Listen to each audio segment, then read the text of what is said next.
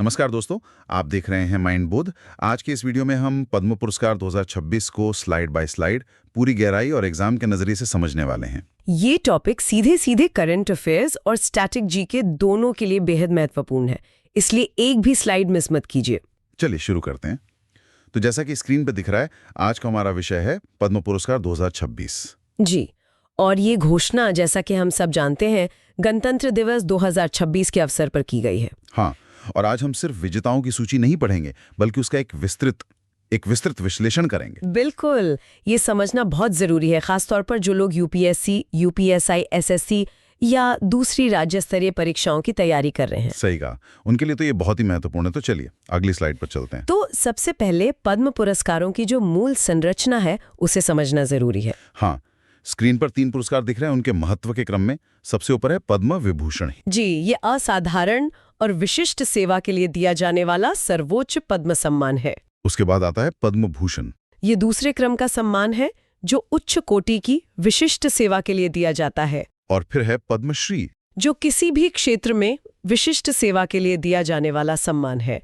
मतलब कला, सामाजिक कार्य, विज्ञान, चिकित्सा, साहित्य, खेल, सिविल सेवा, लगभग हर क्षेत्र इसमें शामिल है। बिल्कुल। और एक बहुत ही महत्वपूर्ण तथ्य जो छात्रों को नोट कर लेना चाहिए वो नीचे दिया गया है। हाँ, कि पुरस्कार वितरण समारोह मार्च या अप्रैल 2026 में राष्ट्रपति भवन में भारत के राष्ट्रपति द्वारा आयोजित किया जाएगा। जी, ये तारीख और स्थान भी कभी-कभी पूछ लिया जाता है। चलिए तो अब सबसे पहले सर्वोच्च सम्मान पद्म विभूषण के विजेताओं के बारे में जानते हैं। इस साल 5 विजेताओं के नाम हैं। हाँ, और ये सूची परीक्षा के लिए बहुत बहुत महत्वपूर्ण है। पहला ही नाम है श्री धर्मेंद्र सिंह ध्योल। इन्हें मरणोपरांत ये सम्मान मिला है। जी, कला के क्षेत्र में महाराष्ट्र से भारतीय सिनेमा के एक आइकन रहे, तो ये सम्मान मिलना बहुत मायने रखता है। बिल्कुल। दूसरा नाम है श्री के.टी. थॉमस। इन्हें सार्वजनिक मामलों के क्षेत्र में केरल से सम्मानित किया गया है। और तीसरा नाम सुश्री एन राजम, कला के क्षेत्र में उत्तर प्रदेश से। ये वायलिन की बहुत बड़ी उस्ताद हैं। जी, और सूची में चौथा नाम है श्री पी नारायणन का, जिन्हें मरणोपरांत साहित्य एवं शिक्षा के क्षेत्र में केरल से सम्मानित किया गया है। और 5वां नाम भी केरल से ही है, श्री वी.एस. अच्युतानंदन, सार्वजनिक मामलों के क्षेत्र में। हाँ, ये गौर करने वाली बात है, 5 में से 3 विजेता एक ही राज्य केरल से हैं। ये वाकई में काफी असाधारण है। चलिए अब पद्म भूषण की ओर बढ़ते हैं। तो अब हम पद्म भूषण पुरस्कार विजेताओं को देखेंगे।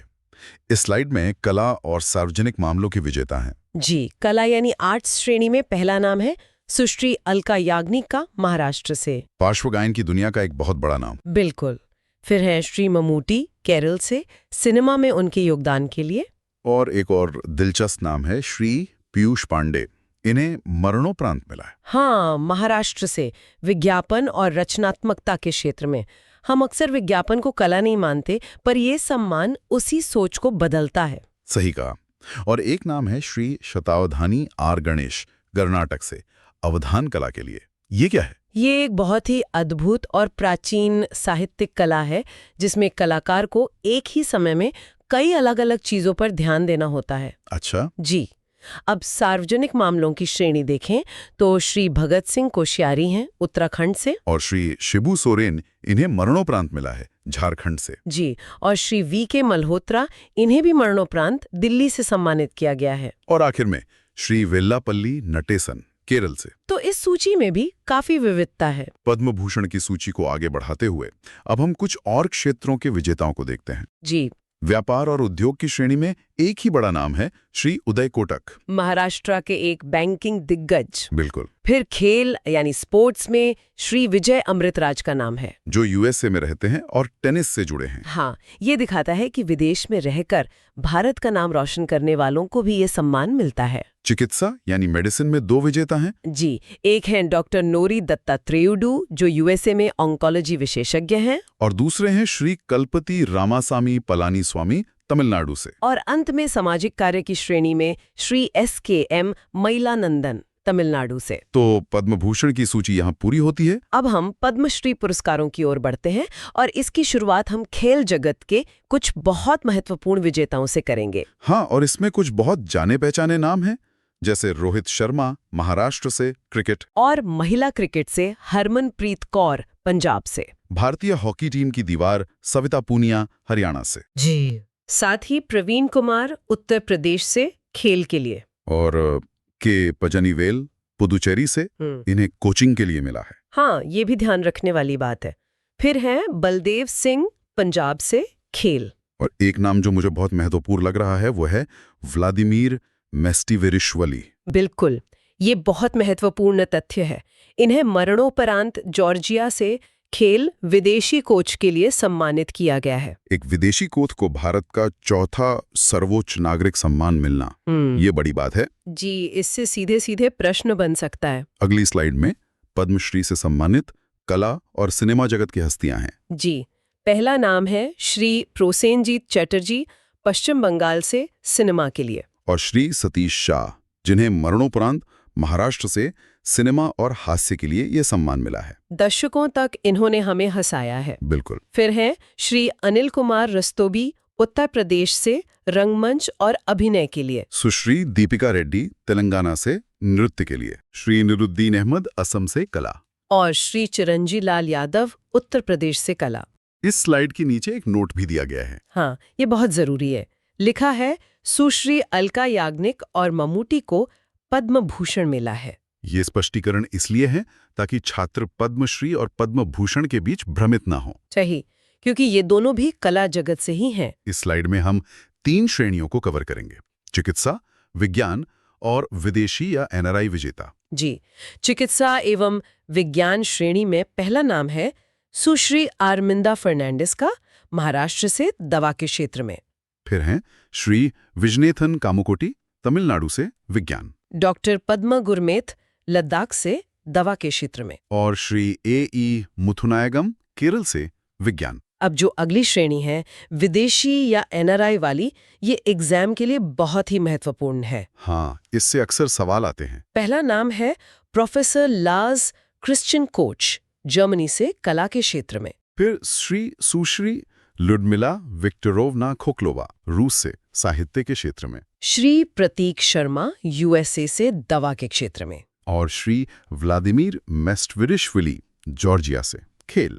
इनका नाम पहले भी आया था। जी, तो कुल मिलाकर इस श्रेणी में 4 नाम हैं जो हमें याद रखने हैं। अब हम पद्मश्री विजेताओं की अंतिम सूची देखेंगे, जिसमें सामाजिक कार्य और दूसरे क्षेत्रों के लोग शामिल हैं। जी, और इसमें कुछ बहुत ही प्रेरणादायक नाम हैं, जैसे सुश्री कोलाकल देवकी अम्मा जी, केरल से। इनका क्षेत्र है पर्यावरण और कृषि। इन्होंने एक बंजर जमीन को अपने दम पर हरे भरे जंगल में बदल दिया। वाह, ये तो कमाल है। फिर है डॉक्टर बुद्री ताती, छत्तीसगढ़ से, सामाजिक कार्य, खासकर आदिवासी सेवा के लिए। श्री तेची गुबिन, अरुणाचल प्रदेश से, सामाजिक कार्य। श्री जोगेश देवरी, असम से, कृषि के क्षेत्र में। संत निरंजन दास, पंजाब से, अध्यात्मवाद के लिए। स्वामी ब्रह्मदेव जी महाराज, राजस्थान से, सामाजिक कार्य। और श्री सिंगयूक सांग एस पोंगेनर, नागालैंड से, कला के लिए। तो ये सूची उन गुमनाम नायकों को सामने लाती है जो चुपचाप अपना काम कर रहे हैं। अब आते हैं उस स्लाइड पर जो परीक्षा की दृष्टि से शायद सबसे महत्वपूर्ण है। बिल्कुल, यहाँ से सीधे सीधे प्रश्न बनते हैं। ये है परीक्षा उपयोगी आंकड़े 2026 के लिए। तो पहला आंकड़ा है कुल पुरस्कारों का। इस वर्ष कुल 131 पद्म पुरस्कार दिए गए। जी, 131, ये संख्या याद रखनी है। इसका विभाजन भी दिया गया है। हाँ, इसमें 5 पद्म विभूषण है, 13 पद्म भूषण और 113 पद्मश्री। ये ब्रेकअप बहुत जरूरी है। महिलाओं की बात करें तो कुल 19 महिला विजेताओं को ये सम्मान मिला है। और 16 व्यक्तियों को मरणोपरांत सम्मानित किया गया है। विदेशी या एनआरआई श्रेणी में 6 विजेता हैं। जी, और एक और दिलचस्प आंकड़ा है, इस वर्ष 2 युगल पुरस्कार दिए गए। अच्छा, और इसमें पुरस्कार को एक ही गिना जाता है। हाँ, बिल्कुल। तो ये सारे आंकड़े, मतलब इन्हें एकदम याद कर लेना है। तो हमने सारी जानकारी समझ ली है। अब कुछ अभ्यास प्रश्नों से अपनी समझ को परखते हैं। जी, ये बहुत जरूरी है। पहला प्रश्न है, वर्ष 2026 में कुल कितने पद्म पुरस्कार प्रदान किए गए? और ऑप्शंस हैं ए 106, बी 131, सी 128 या डी 113। ये तो बहुत आसान है। हमने अभी अभी आंकड़ों वाली स्लाइड में देखा। सही उत्तर है बी 131। बिल्कुल सही। अब प्रश्न 2, क्रिकेटर रोहित शर्मा को किस पुरस्कार से सम्मानित किया गया? ए पद्म विभूषण, बी पद्म भूषण, सी पद्मश्री या डी अर्जुन अवार्ड। यहाँ थोड़ा कंफ्यूजन हो सकता है। अर्जुन अवार्ड भी खेल सम्मान है, लेकिन इस वर्ष उन्हें पद्मश्री मिला है। तो सही उत्तर है सी, पद्मश्री। एकदम सही। प्रश्न 3, निम्नलिखित में से किसे मरणोपरांत पद्म विभूषण दिया गया? ए. धर्मेंद्र सिंह दियोल, बी. पीयूष पांडे, सी. सतीश शाह, डी. वी.के. मल्होत्रा। ये एक अच्छा सवाल है। यहाँ ध्यान देना होगा कि प्रश्न में स्पष्ट रूप से पद्म विभूषण पूछा गया है। हाँ, बाकी तीनों को भी मरणोपरांत पुरस्कार मिला है, लेकिन वो पद्म भूषण या पद्मश्री है। पद्म विभूषण मिला है धर्मेंद्र सिंह दियोल को। बहुत बढ़िया। और चौथा प्रश्न, वर्ष 2026 में कितनी महिलाओं को पद्म पुरस्कार मिला? ए 15, बी 19, सी 21 या डी 14? ये भी सीधा आंकड़ों से जुड़ा सवाल है। सही उत्तर है बी 19। बिल्कुल सही। चलिए कुछ और प्रश्नों का अभ्यास करते हैं। जी। प्रश्न 5 है, सुश्री अलका याग्निक का संबंध किस क्षेत्र से है? ऑप्शंस हैं ए. साहित्य, बी. कला, सी. सामाजिक कार्य या डी. विज्ञान। ये तो काफी सीधा सवाल है। वो एक प्रसिद्ध पार्श्व गायिका हैं, तो उनका संबंध बी. कला से है। सही। अब प्रश्न 6, prof Lars Christian Koch Germany को किस क्षेत्र में पद्मश्री मिला? ए. दवा, बी. कला, सी. साहित्य या डी. सार्वजनिक मामले। ये विदेशी एनआरआई श्रेणी का एक महत्वपूर्ण प्रश्न है। जैसा हमने पढ़ा था, उन्हें बी. कला के क्षेत्र में यह सम्मान मिला है। बहुत अच्छे। अब आखिरी सवाल, प्रश्न 7, इनमें से कौन सा युग्म गलत है? अच्छा, इसमें हमें गलत जोड़ी को पहचानना है। जी। ए. सविता पुनिया, हॉकी, जी। बी. ममूटी, कला, केरला, सी. विजय अमृतराज, पद्मश्री और डी. उदय कोटक, व्यापार, महाराष्ट्र। चलिए एक एक करके देखते हैं। ए. सविता पुनिया हॉकी से हैं, ये सही है। बी. ममूटी कला क्षेत्र से, केरल से है, ये भी सही है। डी. उदय कोटक व्यापार से, महाराष्ट्र से हैं, ये भी सही है। तो इसका मतलब? इसका मतलब विकल्प सी गलत है। विजय अमृतराज को पद्मश्री नहीं बल्कि पद्म भूषण मिला है, इसलिए सही उत्तर सी है। एकदम सही। परीक्षा में ऐसे प्रश्न बहुत पूछे जाते हैं। और अंत में इस स्लाइड के साथ हम इस सत्र का समापन करते हैं। हाँ, इस पर एक बहुत अच्छा संदेश लिखा है। पद्म पुरस्कार न केवल व्यक्तिगत उपलब्धियों का सम्मान है, बल्कि ये देश सेवा के प्रति समर्पण का प्रतीक है। बिल्कुल। तो हमारी सभी छात्रों को यही सलाह है कि आगामी परीक्षाओं के लिए इन सभी नामों और उनके क्षेत्रों को अच्छी तरह से याद रखें। जय हिंद। दोस्तों, उम्मीद है पद्म पुरस्कार 2026 से जुड़ी ये पूरी जानकारी आपको अच्छे से समझ में आई होगी। अगर ये वीडियो आपके लिए उपयोगी रहा हो तो कमेंट में ज़रूर बताइए। वीडियो को लाइक कीजिए और अपने दोस्तों के साथ शेयर कीजिए।